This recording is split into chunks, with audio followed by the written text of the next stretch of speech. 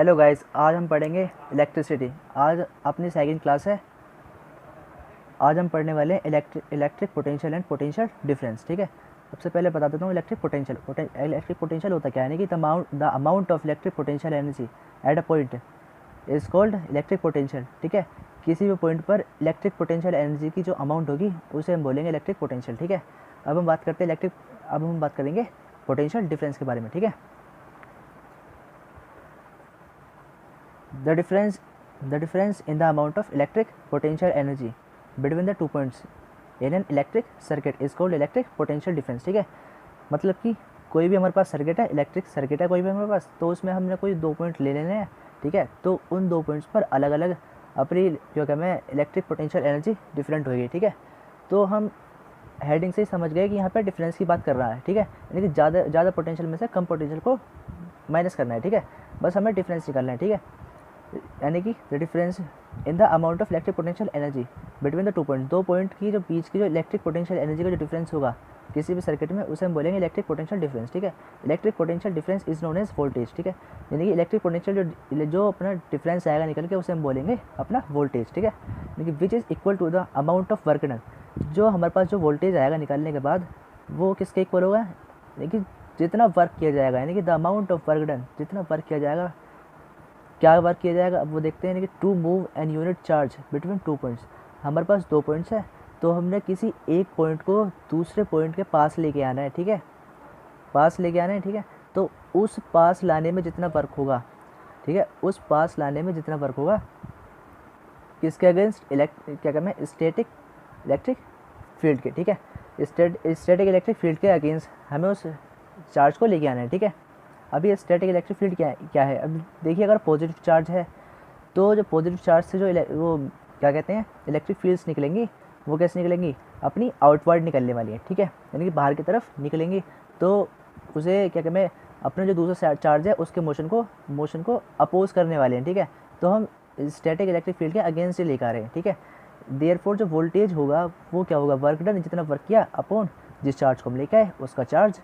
ठीक है, क्या बोलेंगे, और क्या कहते हैं वोल्टेज होगा अपना V।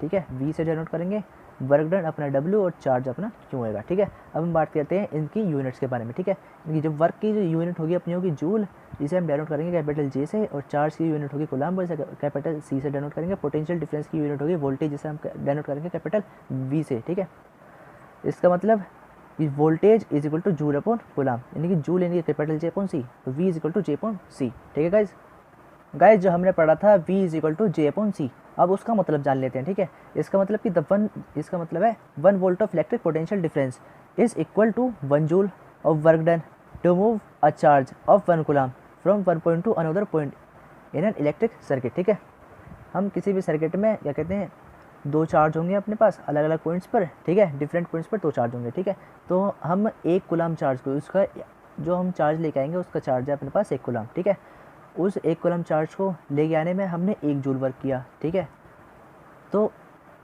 जब हम वहाँ से वोल्टेज निकालेंगे तो अपनी आएगी 1 वोल्टेज। ठीक है, इसका मतलब 1 voltage is equal to 1 joule upon 1 coulomb, मतलब कि 1 voltage is equal to 1 J यानी कि जूल कूलम्ब इनवर्स। ठीक है, अब हम देखते हैं वोल्ट मीटर। ठीक है, हमने वोल्टेज पढ़ लिया। ठीक है, अब हम देखेंगे वोल्ट मीटर होता क्या है। ठीक है, a device to measure the potential difference और electric potential difference between 2 points in electric circuit. ठीक है, कोई भी हमारे पास इलेक्ट्रिक सर्किट है, तो वोल्ट मीटर उस इलेक्ट्रिक सर्किट में किसी भी 2 पॉइंट के बीच में पोटेंशियल डिफरेंस पता करता है, यानी कि कितना पोटेंशियल डिफरेंस वो शो कर रहे हैं। ठीक है, ऐसे हमें तो पता चलेगा नहीं कि वो कितना पोटेंशियल, उनके बीच का जो 2 पॉइंट्स के बीच का पोटेंशियल है वो कितना है, तो हम उसके लिए हम वोल्ट मीटर का यूज़ करते हैं। ठीक है, अब देखते हैं गैल्वेनोमीटर।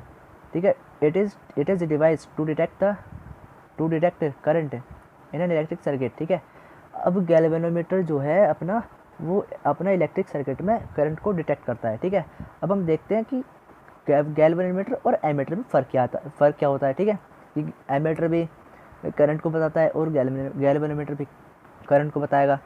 ठीक है, तो मैं बता देता हूँ इसमें फ़र्क क्या है। ठीक है, जो अपना गैल्वेनोमीटर है, ये जिसकी जब करंट इसमें से पास होगी तो ये अपने नीडल को डिटेक्ट, मतलब कि मतलब मूव करेगा, ठीक है, अपनी इसकी जो निडल होगी वो मूव करेगी, ठीक है। इसका मतलब कि इसमें से करंट कुछ पास हुआ है, ठीक है, इसने तो बता दिया करंट पास हो गया, ठीक है, ये करंट इसमें से गया है, ठीक है।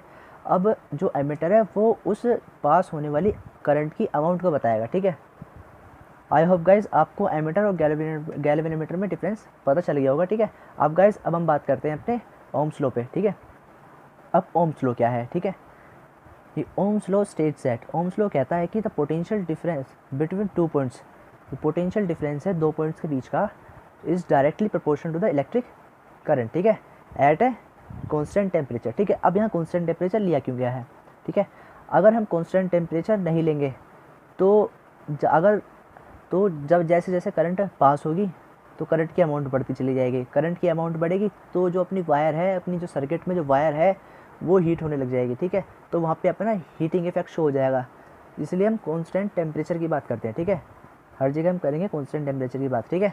इसका मतलब कि जो अपना वोल्टेज है directly proportional to current I, ठीक है, प्रोपोर्शनल का साइन हटेगा तो अपना कांस्टेंट आएगा आर, ठीक है।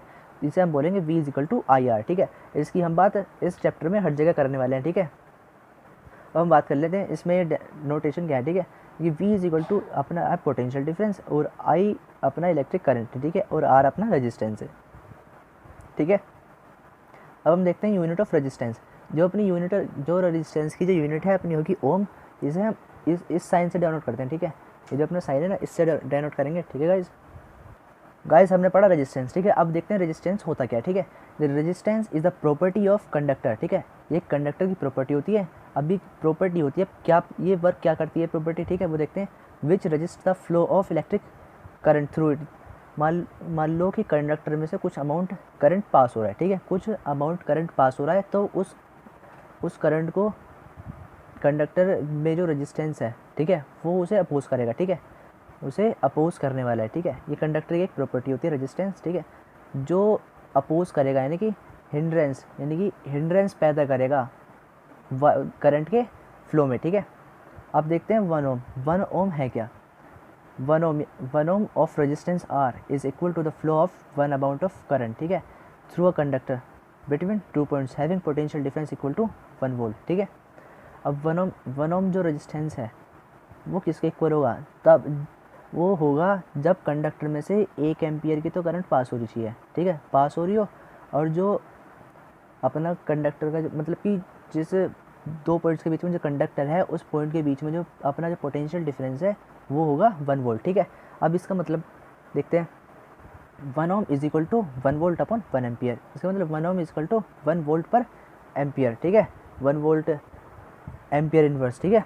अब देखते हैं आगे, अपना देखेंगे graph between potential difference and electric current, ठीक है। मैंने बताया था कि V is equal to I R होता है, ठीक है। हम यहाँ पे R तो था अपना कॉन्स्टेंट, ठीक है, इसका मतलब V डायरेक्टली प्रोपोर्शनल होगा I के, ठीक है। अब ग्राफ देखते हैं, एक तरफ हो गया पोटेंशियल डिफरेंस इंक्रीज हो रहा है, एक तरफ अपना करंट इंक्रीज हो रहा है, ठीक है। तो अगर अपना वोल्टेज इंक्रीज़ हो रहा है, ठीक है, अपना वोल्टेज बढ़ रहा है तो करंट भी बढ़ेगा, ठीक है, वोल्टेज डिक्रीज़ होगा तो करंट भी डिक्रीज़ होगा, ठीक है। अब यहाँ देख लीजिए एक बार कि अगर मान लो मैंने कुछ करंट की अमाउंट यहाँ पे ली, ठीक है, तो वहाँ से वोल्टेज अपना कहाँ कितना आएगा, कुछ इस जगह आएगा, ठीक है, अपना यहाँ पे आएगा, फिर मैंने करंट की अमाउंट और बढ़ा दी, ठीक है, तो अपना जो वोल्टेज आया अपना यहाँ पे और बढ़ गया, ठीक है, इंक्रीज़ हो गया, ठीक है। तो अपना जो ग्राफ जाएगा अपना स्ट्रेट जाएगा, ठीक है। अब स्ट्रेट गया, ठीक है, तो जो उसका स्लोप होगा, स्लोप अपना आएगा यहाँ पे 45 डिग्री, ठीक है। अब यहाँ 45 डिग्री क्यों आएगा, ठीक है, वो मैं बता देता हूँ। देखिए जो अपना tan 45 degree is equal to slope क्या था, परपेंडिकुलर अपॉन बेस, परपेंडिकुलर क्या है यहाँ पे potential difference V upon I, इसकी जो वैल्यू होगी 1 is equal to V upon I, ठीक है। अब 1 क्या है अपना, एक कॉन्स्टेंट, हम इसे बोल सकते हैं कॉन्स्टेंट है, ठीक है। इसका मतलब जो V अपॉन आई का जो रेशो होगा ना वो हमेशा 1 आना चाहिए, इसका मतलब कि जितना अमाउंट वोल्टेज बढ़ा है उतना ही अमाउंट करंट भी बढ़ेगा, ठीक है। ये हमने यहाँ पे बात देख ली, ठीक है गाइज। अब हमने पढ़ लिया था रेजिस्टेंस, ठीक है। अब हम देखते हैं अपना वेरिएबल रेजिस्टेंस, यानी कि रेजिस्टेंस का जो चेंज होगा वो कैसे कैसे चेंज होने वाला है, ठीक है। The component of an electric circuit का एक कंपोनेंट, ठीक है, which is used to regulate the current, ठीक है, जो अपनी करंट को इंक्रीज़ या डिक्रीज़ करेगा, ठीक है, इंक्रीज़ या डिक्रीज़ करेगा, ठीक है, without changing the voltage from the source, जो सोर्स का वोल्टेज है उसे बिना चेंज किए हुए, ठीक है, उसे हम बोलेंगे वेरिएबल रेजिस्टेंस, ठीक है। अब वेरिएबल यहाँ पे रेजिस्टेंस में यहाँ पे क्यों बोल रहा हूँ मैं एक बार बता देता हूँ। यहाँ पे मैंने बताया था कि अगर हम कांस्टेंट वोल्टेज लेता हूँ, ठीक है, कांस्टेंट वोल्टेज की बात करता हूँ, तो जो अपना आई है या फिर आई है अपना करंट है वो इन्वर्सली प्रोपोर्शनल होगा रेजिस्टेंस के, ठीक है। इसका मतलब कि अपना अगर रेजिस्टेंस इंक्रीज़ कर रहे हैं तो अपना जो करंट है वो डिक्रीज़ हो जाएगा, ठीक है, या फिर अगर हम करंट को इंक्रीज़ कर रहे हैं तो अपना रेजिस्टेंस इंक्रीज़ होने वाला है, ठीक है। तो इस तरीके से यहाँ पे वेरिएबल रेजिस्टेंस वर्क करता है, यानी कि करंट की जो अमाउंट है वो उसे डिक्रीज़ या इंक्रीज़ करेगा, ठीक है। अब हम देखते हैं अपना रियोस्टेट। अब रियोस्टेट क्या है? This device which is used in a circuit to provide variable resistance, ठीक है। ये एक तरह का डिवाइस है जो अपने सर्किट के लिए वेरिएबल रेजिस्टेंस प्रोवाइड करेगा, ठीक है। ये कुछ रेजिस्टेंस बॉक्स की तरह होता है, ठीक है। इसमें बहुत सारे रेजिस्टेंसेज होते हैं, ठीक है, जिसकी हेल्प से हम सर्किट में जो अपनी करंट है उसे इंक्रीज या डिक्रीज़ कर सकते हैं, ठीक है। इन ए प्रैक्टिकल एप्लीकेशन, ठीक है, in a practical application rheostat is used to increase or decrease the electric current, ठीक है, एट कॉन्स्टेंट वोल्टेज। वही बात कॉन्स्टेंट वोल्टेज क्यों लिया गया है, वही बात मैंने पिछली बार बताई थी, आपको पहले बताई थी, ठीक है, कि हीटिंग इफेक्ट आ जाता है इसमें। जो अपना रियोस्टेट है वो अपनी करंट की जो अमाउंट है उसे इंक्रीज़ करेगा या फिर डिक्रीज़ करेगा। अगर मान लो करंट की अमाउंट मान लो 5 एम्पियर थी, ठीक है, तो मैं क्या करता हूँ, रेजिस्टेंस को यहाँ पे इंक्रीज़ कर देता हूँ, जिससे कि अपनी जो करंट की अमाउंट है वो अपनी डिक्रीज़ हो जाएगी, ठीक है।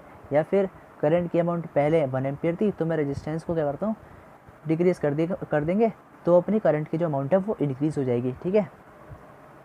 ठीक है गाइस, यहाँ पे मैंने बता रखा है यहाँ पे कि आई जो है अपना इन्वर्सली प्रोपोर्शनल रेजिस्टेंस है, यानी कि एट कॉन्स्टेंट वोल्टेज, ठीक है।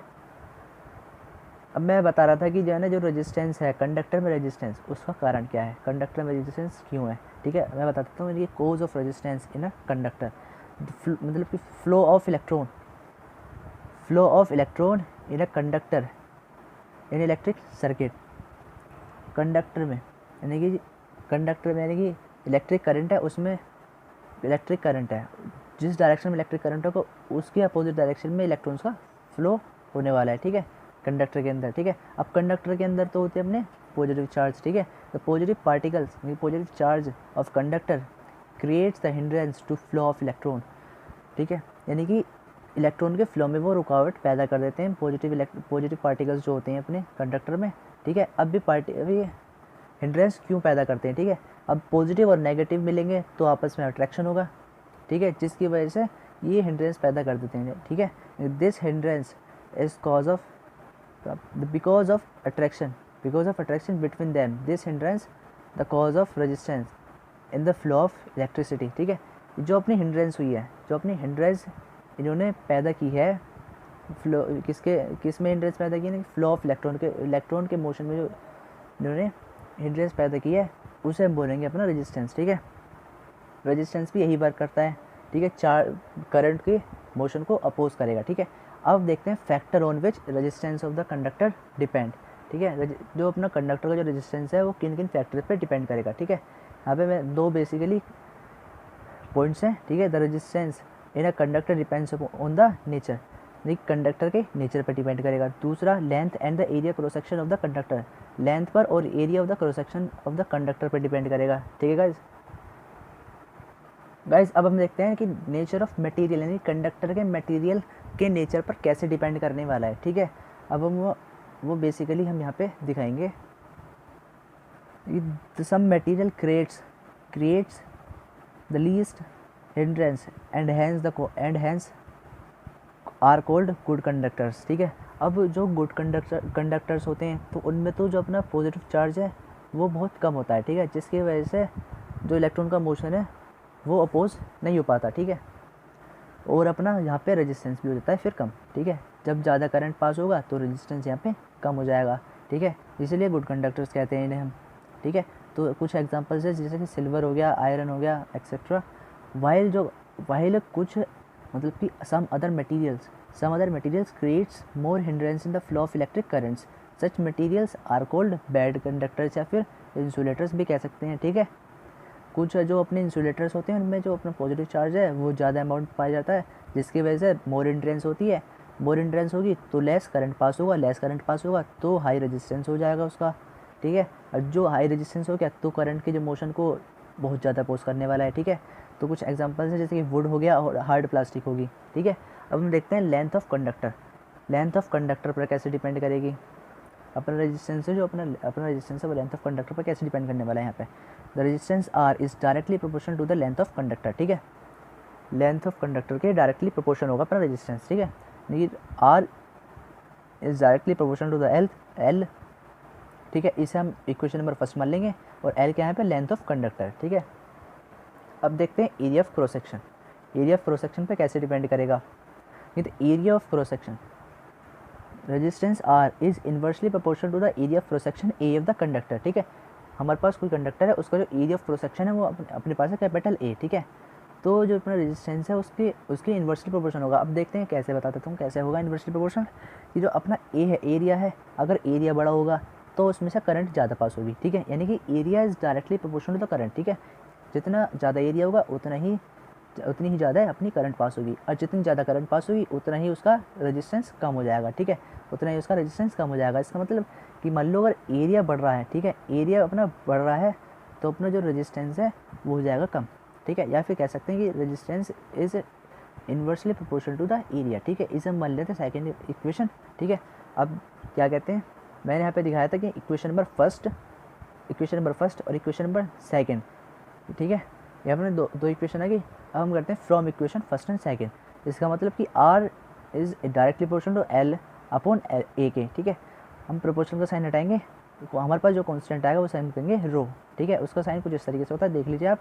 ये R equals to rho L upon A, ठीक है। ये हमारे पास एक मेन इक्वेशन आई सॉल्व करने के बाद, ठीक है गाइज। अब वो जो अपना रो आया था वो उसके बारे में देखते हैं। ये रो, इसे आर एच ओ बोलते हैं रो, ठीक है। ये अपना कांस्टेंट था, ठीक है, मैंने बता देता कि इसे हम बोलते हैं electrical resistivity of the material of the conductor के मटेरियल की इलेक्ट्रिक रजिस्टिविटी हम बोलते हैं इसे, ठीक है। अब देखते हैं रो की यूनिट, ठीक है। यानी कि R is equals to rho L upon, ये हमारी मेन इक्वेशन निकल गई थी, तो हम यहाँ से रो की वैल्यू निकालेंगे। Rho is equals to R A upon L, ठीक है। आर की यूनिट ओम, ठीक है। एरिया होता है अपना मीटर स्क्वायर और लेंथ की ऐसा यूनिट एम, ठीक है। एक एम से एम खत्म, ठीक है। अपने पास जो इसकी यूनिट आई वो निकल गई ओम मीटर, ठीक है। Thus the SI unit of resistivity यानी कि rho is equal to ohm metre, ठीक है गाइज। आज की क्लास में हम इतना ही रखते हैं, ठीक है। मैं आगे यहीं से कंटिन्यू करूँगा, हम रो के बारे में जानेंगे अगली क्लास में और भी ज़्यादा, ठीक है। फिर उसके बाद अपना सीरीज़ पैरेलल कॉम्बिनेशन चलेगा रेजिस्टेंस के बारे में। फिर अपने आएंगे थोड़े से एप्लियंसेस, उसके बारे में पढ़ेंगे, थोड़ी मेन मोटी मोटी बातें पढ़ने वाले हैं, ठीक है। अगर गाइस कोई भी आपको कुछ क्वेश्चन हो या फिर कुछ डाउट हो तो आप कमेंट बॉक्स में बता सकते हैं, ठीक है।